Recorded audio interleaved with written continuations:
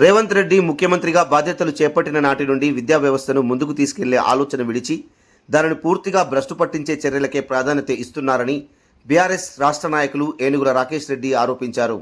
మిర్యాలగూడ పట్టణంలోని బీఆర్ఎస్ కార్యాలయంలో నిర్వహించిన ప్రెస్ మీట్లో ఆయన మాట్లాడుతూ గడిచిన కాలంలో విద్యారంగాన్ని ప్రభుత్వం తీవ్ర నిర్లక్ష్యం చేసిందని మండిపడ్డారు.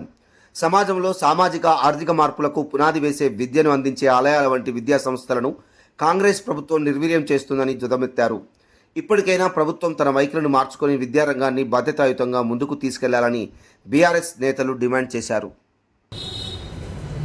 భాస్కర్ రావు గారు పాపం ఏ టైంలో కేసీఆర్ గారి దగ్గర పోయి ఈ 2 పాఠశాలలు పట్టుకొచ్చిండో నాకు తెలియదు, కానీ ఇక్కడ పాఠశాల మాత్రం అద్భుతంగా నడుస్తాను. వారు చొరవతో తీసుకొని ఇక్కడ 2 పాఠశాలలు పెట్టించిండు, అవి మంచిగా ఉన్నాయి.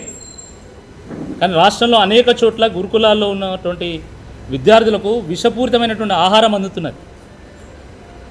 ఇది చాలా బాధాకరం.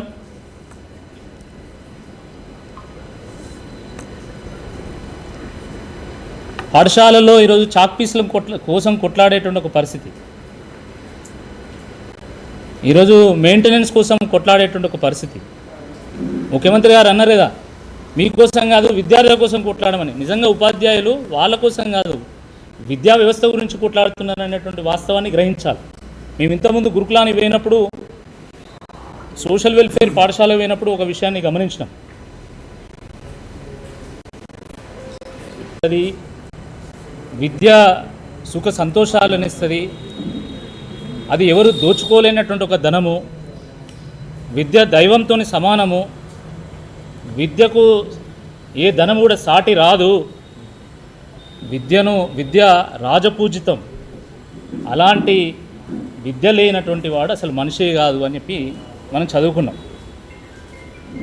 ఈ సుభాషితాన్ని అందరికంటే అద్భుతంగా అర్థం చేసుకొని తెలుసుకొని దాని తాత్పర్యాన్ని అమలు చేస్తున్నటువంటి వ్యక్తి ఈ రాష్ట్రంలో ఎవరైనా ఉన్నారు అంటే మన రాష్ట్ర ముఖ్యమంత్రి రేవంత్ రెడ్డి గారు అని చెప్పి ఈ సందర్భంగా నేను మనవి చేస్తా ఉన్నా.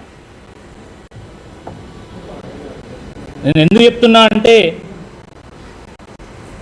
రేవంత్ రెడ్డి గారు ముఖ్యమంత్రి అయిన తర్వాత ఇప్పటికీ 2.5 ఏళ్ళు పూర్తయింది. ఈ 2.5 ఏళ్లలో ఎట్లా విద్యా వ్యవస్థను భ్రష్టు పట్టించాలనేటువంటి ఆలోచన మాత్రమే చేస్తున్నారు తప్ప ఎట్లా ఈ విద్యా వ్యవస్థను ముందుకు తీసుకెళ్లాలనేటువంటి ఆలోచన ఇక్కడ కూడా చేయడం లేదు. వాస్తవానికి మట్టి మనుషులైనటువంటి మనల్ని మహోన్నత వ్యక్తులుగా తీర్చిదిద్దేటువంటిది విద్య.